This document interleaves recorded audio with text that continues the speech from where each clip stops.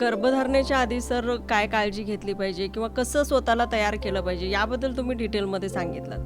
एकदा गर्भधारणा झाल्यानंतर मग आपण स्वतःची काळजी कशी घेतली पाहिजे? पहिलाचं कारण ते गर्भधारण झाल्यावर ते इनिशियली त्यांचा पिरियड मिस झाल्याप्रमाणे इवन 15 दिवसाच्या आधी त्यांनी फोलिक ॲसिड वगैरे नाही घेतलं असलं तरी फोलिक ॲसिड गोळी घ्यायला पाहिजे. ते 5 मिलीग्रामचं गोळी आहे, ते हर रोज घ्यायचं पण जरूरत नाही. ते 5 मिलीग्रामचे आम्हाला फक्त 400 ते 500 मायक्रोग्राम पाहिजे. म्हणजे 1 मिलीग्रामला 1000 मायक्रोग्राम राहते. तो आठवड्यात 2 गोळी घेतलं तर पण चालेल. इवन बट फोलिक ॲसिड ते घ्यायला पाहिजे. आता ॲडव्हान्स्ड फोलिक ॲसिड पण आला आहे, एल मिथाइल फोलेट म्हणून. ते 1 मिलीग्रामचं गोळी असतात, तो पण आम्ही आठवड्याला 2 या 3 घेतलं तर पण चालेल. म्हणजे ह्या गोळी घेतल्यावर न्यूरल ट्यूब डिफेक्ट्स वगैरे बंद होते. म्हणजे डोकं मोठं व्हायची, पाठीमागचं तिथं गाठी होऊन बच्चा पैदा व्हायची, ते सगळं आम्ही बंद करू शकते.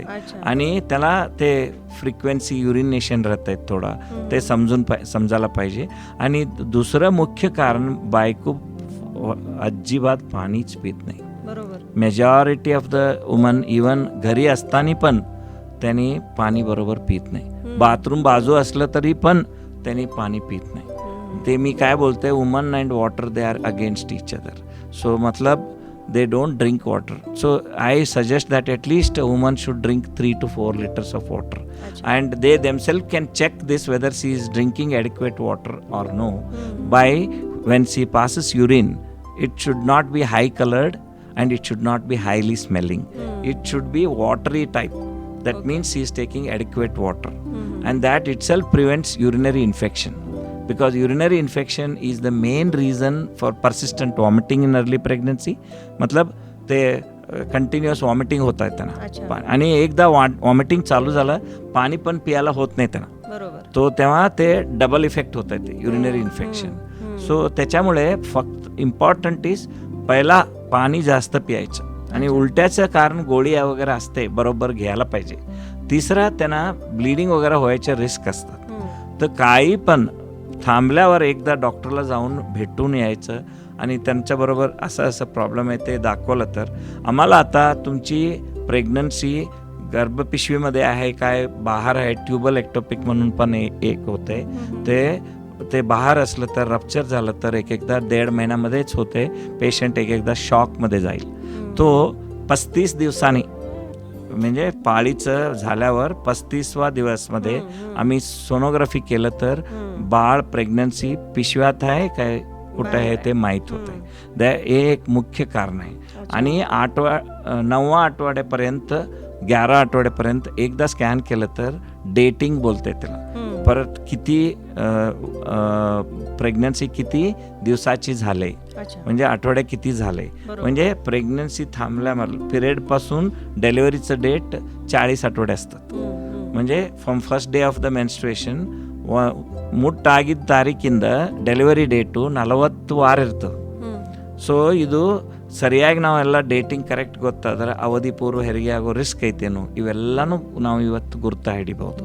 ಯಾಕಂದ್ರೆ ಗರ್ಭಾಶಯದ ಕಂಠ ಅಂತೀವಿ, ಅದು ಗರ್ಭಾಶಯದ ಕಂಠ ಏನೈತಿರಿ ಅದು ಲೆಂತನ್ನು ನೋಡ್ತೀವಿ ನಾವು 3ನೇ ತಿಂಗಳಲ್ಲಿ 5ನೇ ತಿಂಗಳಲ್ಲಿ. ಸೊ ಇದನ್ನು ಮೊದಲನೇದಾಗಿ ವಾಂತಿ ಸಲುವಾಗಿ ಫ್ರೀಕ್ವೆನ್ಸಿ ಆಫ್ ಮಿಕ್ಚುರೇಷನ್ ಅಂತೀವಿ, ಯೂರಿನ್ ಮ್ಯಾಲಿಂದ ಮೇಲೆ ಹೋಗೋದು. ಆಮೇಲೆ ಒಮ್ಮೊಮ್ಮೆ ವೇಗ್ ಪೇನ್, ಹೆಣ್ಮಕ್ಳು ಒಂದಂದ್ರೆ ಆರೋಗ್ಯ ಪೂರ್ಣ ಆಹಾರ ತಗೋಬೇಕು, high fibre, high protein, even high calorie diet we advise. So ಇದು ते फूडचं main.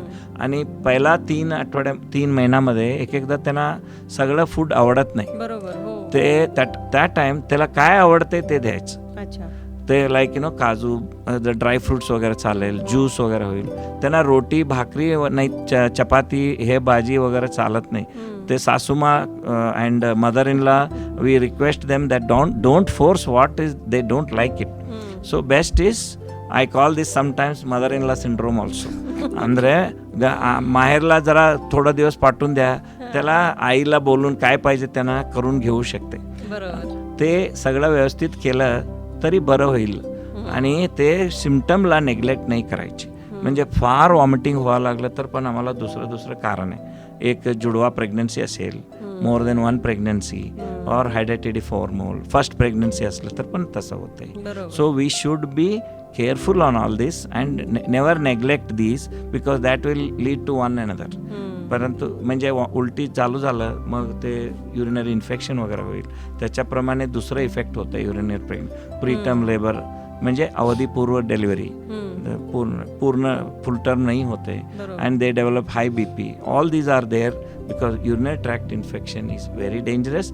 They should start taking this and they should eat what they like. Don't force them to eat ಭಾಕ್ರೀಸ್ಗೆ ರೋಟೀಸ್ಗೆ ಚಪಾತೀಸ್ಗೆ ಅಂದರೆ ಅವ್ರಿಗೆ ಏನು ಲೈಕ್ ಆಗ್ತೈತಿ ಅದನ್ನು ಕೊಡ್ಬೋದು. ಸ್ವಲ್ಪ ದಿವಸ ತಾಯಿ ಕಡೆ ಕಳಿಸ್ಬೋದು. ನಮ್ಮಲ್ಲಿ ಒಂದು ಸಂಪ್ರದಾಯ ಐತಿ, ಅವನ ಕಡೆ ಹೋದ್ರೆ ಅವ್ರಿಗೆ ಏನು ಬೇಕಾದ್ರೂ ಮಾಡಿಸ್ಕೊಂಡು ತಿನ್ಸ್ಕೊ ಅಷ್ಟು ಹಕ್ಕಿರ್ತೈತಿ. ಎಷ್ಟು ಕಾಳಜಿ ಮಾಡು ಮದರ್ ಇನ್ ಲಾ ಇದ್ರೂ mother in law is mother in law ಅಂತ ನನ್ನ ಅಭಿಪ್ರಾಯ. ನಾನು ನನ್ನ ಈ 38 ವರ್ಷದ ಅನುಭವದೊಳಗೆ ಹೇಳ್ತಾ ಇದ್ದೀನಿ. ಈ ಹೆಣ್ಮಕ್ಳಿಗೆ ನೀವು ಎಷ್ಟು ಹೇಳಿದ್ರು ಅವ್ರ ಅವ್ವನ ಅವ್ವ, ಅದು ಅಷ್ಟು ಹಕ್ಕಿರ್ತೈತೆ ಅವ್ರಿಗೆ ಏನು ಬೇಕು. ಅದಕ್ಕೆ ಸ್ವಲ್ಪ ದಿವಸ ಕಳಿಸಿದ್ರೆ ಅದು ತಾನಾಗೆ ವಾಂತಿನೂ ಹೋಗ್ಬೋದು ಅನ್ಸುತ್ತೆ. Correct sir. बरीचशी माहिती सांगितलीत सर तुम्ही की म्हणजे कुठल्या गोष्टी आपण खाल्ल्या पाहिजेत, पण असे कोणते पदार्थ आहेत का जे आपण प्रेग्नेन्सी पिरियडमध्ये टाळले पाहिजेत, अवॉइड केले पाहिजेत? सच दर इज तसा काही पण आहार नाही आहे. बरं. इवन ते आम्ही बोलतात की पपाया खायचं नाही हो ना. आणि हे खायचं नाही, there is no evidence as such. उष्णतेचे पदार्थ खाऊ नयेत असं म्हटलं जातं, तर ते there is nothing called there is ते उष्णताचं थंडा म्हणजे hot food and cold food, there is nothing like that. and whatever we eat the body takes only, it comes to 37.2 degrees. तरी जर आईस्क्रीम खाल्लं तर काय आईस कोल्ड ब्रेस्ट मिल्क येत नाही, 37 डिग्रीचं येते ते. माझा विनंती आहे त्याला काय रिस्ट्रिक्ट करू नकोस. Most important is what she likes you give, but generally junk food avoid करा, स्टोर्ड फूड अवॉइड करा. Preservatives have lot of disruptors. So preserved food खाऊ नकोस. ते माझं हे लेज कुरकुरे आणि हे नूडल्स वगैरे त्याच्यात प्रिझर्वेटिव्ह असतात, ते पॉयझन. अँड इवन पण some of the actresses they don't apply lipsticks, they kajal वगैरे because they have lead content. And sir एक कॉलर जॉईन होत आहेत, आपण कंटिन्यू करूया. हॅलो हॅलो, नमस्कार. नमस्कार मॅडम, आपलं नाव? हा, मी सविता किलेकर बेळगावून बोलते. हा मॅडम, आपला प्रश्न विचारा. मला विचारायचं होतं की आपल्या पाळीचं बंद झाल्यानंतर ज्या समस्या होतात त्याची काळजी कशी घ्यायची? मेनोपॉज, पाळी येणं बंद झाल्यानंतर आपण कशी काळजी घेतली पाहिजे? तू पाळी बंद व्हायच्या आधीच तुम्ही नॉर्मली आम्हाला इंडियन वुमन पाळी 45-50 पर्यंत ते बंद होते, त्याच्या आधीच काळजी घ्यायला पाहिजे तुम्ही. पाळी बंद झाल्यावर थोडं ऑलरेडी बोन लॉस झालेलं असते. 35 इयर्स तर नंतर कॅल्शियम घ्यायला पाहिजे. आणि मी आता कधी पण मी टेस्ट करते आमच्याकडे पेशंट आलेलं, विटॅमिन D तरी पूर्ण कमी असतात आणि बोन डेन्सिटी त्यांनी चेक करून घ्यायला पाहिजे. आणि बिकॉज इफ यू अटेन तुम्ही मेनोपॉज, तुमचं पाळी चांगलं बोन मास असलं तर ते तुम्हाला फ्रॅक्चर वगैरे 60 नाही 70-80 पर्यंत नाही होते. तुमची कॅल्शियम प्रमाणे कमी, विटॅमिन D कमी, आणि तुम्ही हेल्दी आहे काय तो पण चेक करायची, BP चेक करायचं. आणि कॅन्सर वगैरेचं लक्षण आहे काय, गर्भकंठाचे, गर्भाशयाचं. आता गर्भाशयाचं पण कॅन्सर खूप यायलंय माहिती आहे. 2च मुलं होते, 20-30 वर्ष होते बाळाचं, तेव्हा पाळी बंद होते. तो त्याच्यामुळे गर्भाशयाचं पण कॅन्सर आहे. गर्भकंठाचे फर्स्ट ते, आणि दुसरं हे गर्भाशयाची आणि अंडाशयाचे पण कॅन्सर होतं आहे. तुम्ही अराउंड 40 एकदा हेल्थ करून घ्यायला पाहिजे आणि पिरियॉडिक हेल्थ चेकअप करून घ्यायला पाहिजे.